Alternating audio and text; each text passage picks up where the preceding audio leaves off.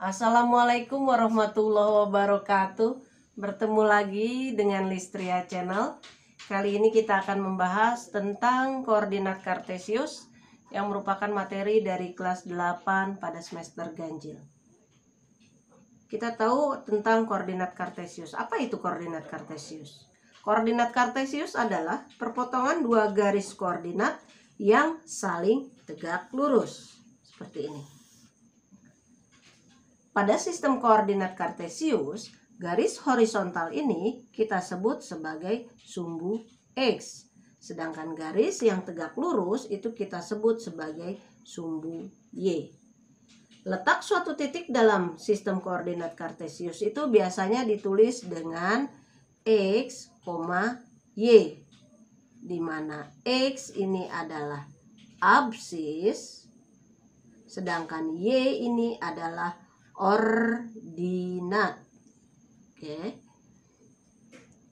Nah, absis akan bernilai positif apabila berada di sebelah kanan dari sumbu Y ini. Jadi dia kalau di sini, ini angka-angka di sini bernilai positif. Sedangkan bila berada di sebelah kiri dari sumbu Y, dia akan bernilai negatif. Begitu pula dengan ordinat. Ordinat akan bernilai positif apabila berada di bagian sebelah atas dari sumbu X dan akan bernilai negatif apabila berada di sebelah bawah dari sumbu X. Sumbu X dan sumbu Y ini disebut sebagai sumbu koordinat dan membagi bidang kartesius ini menjadi 4 kuadran, di mana di sini kita sebut sebagai kuadran 1, yang ini kuadran kedua, di sini kuadran ketiga, sedangkan di sini adalah kuadran keempat.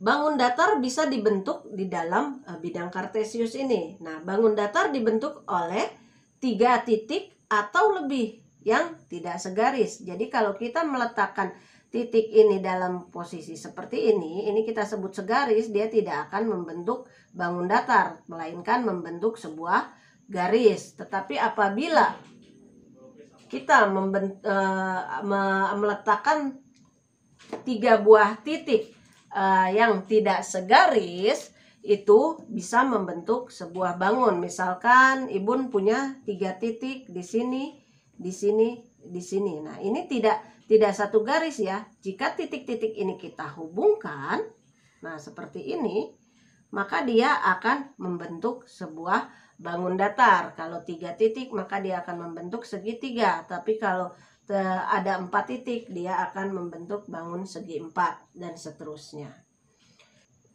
Nah, bagaimana cara mengaplikasikan materi grafik kartesius ini dalam soal?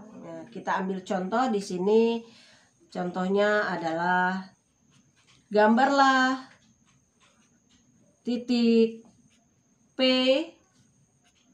dengan koordinat 2,4, misalkan seperti itu.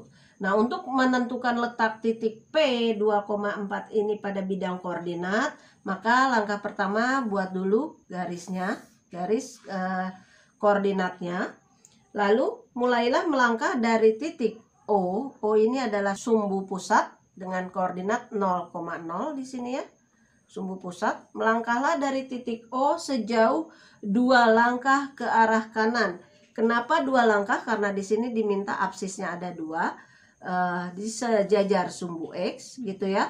Lalu kenapa ke arah kanan? Karena dia bernilai positif. Ini kan positif ya, gitu. 1, 2. Berarti di sini ya. Lalu kita melangkah 4 langkah ke arah sumbu Y dari titik ini. Jadi kalau tadi melangkah 2 langkah itu dari sejajar sumbu OX, sedangkan 4 langkahnya itu adalah sejajar sumbu OY. Nah, di sini 4. Lalu kita tarik garis lurus, tegak lurus,